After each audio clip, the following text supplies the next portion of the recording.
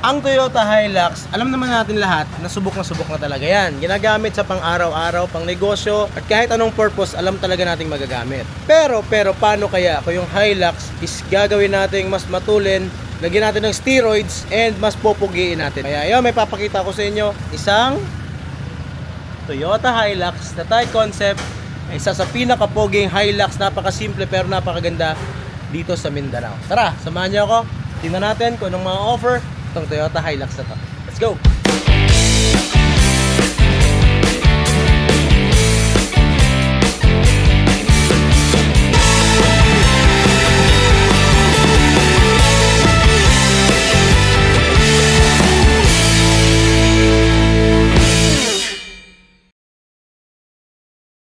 So ayan, welcome back dito sa YouTube channel natin. Ito nga pala yung gusto ko ipakita sa inyo. Itong napakapoging all black na Toyota Hilux na merong white mugs. Pero itong mugs niya, pag-uusapan natin yan mamaya. Pero hindi yan basta-basta white dahil white Kevlar yan. Carbon finish na kulay puti. And ayun, may gas-gas na konti. Anyway, si Bossing Beans, boss, welcome sa shop ha. So si boss ang may-ari nitong napakapoging Hilux na to. So kulay itim lang, tapos ayan, naka-lowered, naka-hero, and then ito na yung kanyang likod. Ayan, dito tayo. So ito, lowered nga, sabi ko sa inyo, naka 2 inches drop, naka 3 inches drop sa likod. Tapos naka-carbon hood. So hindi mo lang makita yung carbon hood niya kasi itim yung pintura. So carbon hood yan na vented na Akana Carbon Toy Kondo Toyota Conquest. So dati, kung maalala nyo, meron akong racing seat na ginamit sa Strada ko, yung Recaro na kulay pula. So yung Recaro na kulay pula is nandito na, kinuha na ni boss sa atin. Hindi na talaga pinalagpas, kinuha talaga. So ito yung mugs na Cosmis XT005RS na pinakabagong release ni Cosmis ngayon. Yung white Kevlar na colorway na carbon finish pero puti. Mahal nito, nasa 63,000 ang kuha ni boss dito. Naka Cosmis lug nuts, naka Cosmis na center cap. Pagkatapos dyan, naka wheelset din siya ng 275/45 R18 na Hero. Ayan, R111. So ayan, napaka-pogi ng tindig oh. Na highlight talaga yung kulay ng likod niya kasi nga kulay green, itim at saka green, di ba? So eto napaka-light, eto naman napaka-dark, kaya may kita mo talaga.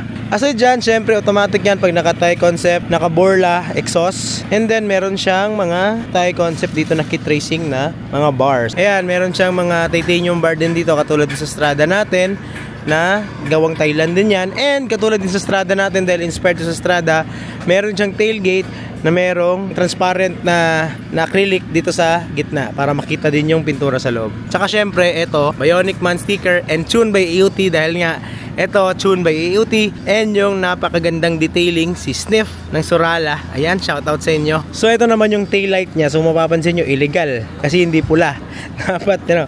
Kasi nga ito ginagamit to pang car show ni boss. Nag-change color to eh. Naka-change color to siya. Yun nga lang, ang tingin ko, ang kulang sa kanya sa body niya, sa labas, sa exterior, is yung pintura talaga. Kasi pag naka-stock paint ka, kulay itim pa talaga, is medyo hindi talaga ma-appreciate yung black color pag gusto mo talagang mag-stand out. Although maganda naman siya, pero kung gusto mo mag-stand out, ako galing ako sa itim eh. Kaya alam ko yung feeling na galing tayo sa black na pintura, kaya hindi ka talaga masyadong mag-stand out. Pero okay naman tong itim, yun nga lang, mas-stand out ka pa kung nakaibang kulay ka, di ba? Tulad ng Strada ko ngayon, nagkaiba talaga yung image nung pinalitan natin ng pintura. Magdating naman dito sa loob. Ayan, so gaya ng sabi ko kanina, itong Recaro seat na to is galing sa Strada ko. Kulay pula and then may carbon sa likod. Ayan, yung carbon niya. Pagkatapos si Recaro stitching, meron siyang seatbelt na hindi na yung original seatbelt yung nakalagay. Yung steering wheel niya, nag-airbag delete si boss. Real man, don't use airbags. Joke lang. Jesus is my airbag, yun sabi nila eh. So ito, Thailand concept talaga. So ito mga handles niya. Choke D, hindi mawawala yan. Parang Thailand talaga eh. Ayun, meron siyang mga gauges doon, DFI gauges. 1, 2, 3, 4, 5, 6. Carbon din yung finish ng kanyan dito. So napakaganda ng loob niya dahil nga Thailand concept talaga. At alam nyo kung ano pa nakaganda dito kasi itim din yung stock na interior ni boss. So ako sobrang nagagandahan ako pag itim yung interior kasi napaka-elegante. Tulad niya no, hindi siya madaling marumihan at the same time napakagandang tingnan. So wala masyadong ganap dito sa loob except ito yung mga normal lang. Okay naman to, maganda naman, pero sa akin kasi mas gusto ko yung Kevlar steering wheel na nandun pa rin yung airbag. Kasi nga, iba pa rin yung nadadala ng safety pag meron tayong airbag. Kasi oras na hindi natin inaasahan na ayaw din nating mangyari, at least equip tayo ng mga ganung bagay kahit na formado yung sasakyan natin. Pero anyway, ito maganda naman, sa car show naman ginagamit ni boss at may ingat naman mag-drive si boss. Ayun pa pala, yung side mirror niya, zoom. Ayan, ako wala pa ako nito eh. Mahal eh, ayokong gumastos, mahal. So ayan, dito na tayo. Papakita ko na sa inyo yung pinagmamalaki talaga ni Bossing, yung kanyang engine bay. Ayan, ito yung kanyang engine bay oh.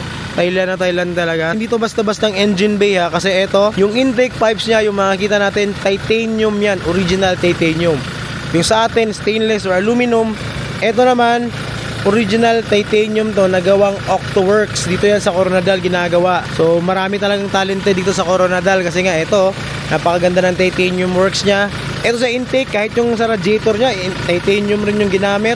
So hindi talaga tinipid to. Ito naman yung mga pampaganda sa makina niya, pang palamuti, ayan. So hindi ka magsasawa talaga sa pagtingin ng makina na to. So ayan, tingnan niyo yung air filter niya oh, naka open pot, pero merong sariling acrylic cover na para hindi makapasok ng init. Meron siyang sariling enclosure. Naka-airbrush na din yung mga cover niya, yung cover sa makina, and yung hood niya is naka-airbrush na rin. So, napakaganda ng makina ni boss. Ito talaga yung nagdala sa kanya dito sa Kalangitan. Kagandahan. Ayan, napakaganda. So, ito lang yung kulang niya. Naka-aluminum siya, hindi siya titanium kasi ito, titanium to. Titanium din yon, titanium din yon, naka-airbrush. And ayun, meron pa siyang mga bar doon na stainless pero titanium finish. Tapos naka-remap. Sino ang remap pala? Ay, Hamdan po. So matulin yan, hindi? Matulin din. Matulin din? Tama-tama lang. Tara, subukan natin. So ayan, niro-road test natin to. Tingnan natin kung matulin ba talaga. Ginagamit ito sa car show at hindi pa sa karera. First time pa lang kumarera to. Pero ayan, mostly car show ang pinupuntahan nito and papasaba. Tara, let's go.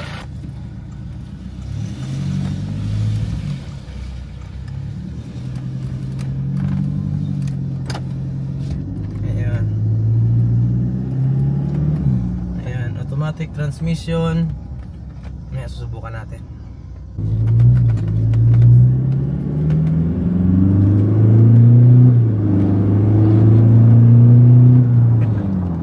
Tulin. Gaan lang, parang sobrang gaan ng pickup. Basta naka-remap talaga, naka-lowered, naka-ganito. Sobrang gaan lang. Hindi mo ramdam yung bigat. So ito ang mga napansin ko lang dito sa Hilux na to. Pag yung comfort kasi ng mga ganitong klaseng sasakyan, ikumpara natin sa stock, iba talaga. So mas masarap pa rin gamitin yung stock kasi nga medyo hindi matagtag, tapos yung upuan is medyo malambot. Ito naman medyo manipis siya pero comfortable pa rin. Pero in terms of papugian, mas pupogi ka kasi pag ito yung sasakyan mo, di ba? Mas nakakapogi yung mga ganito na naka-setup na sasakyan eh.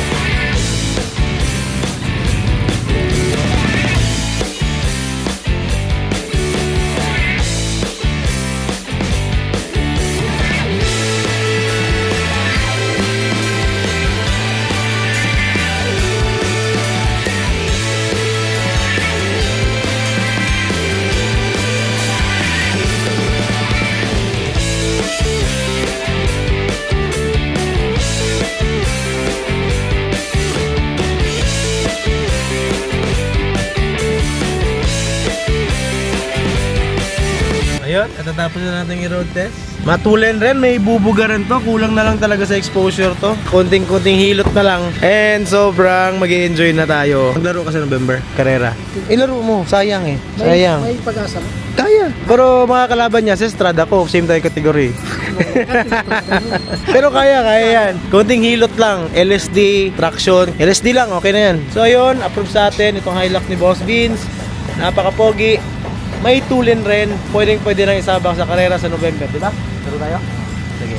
So abangan nyo itong sasakyan na to sa mga susunod na karera. And always, ride safe, mag-delete kayo ng airbag.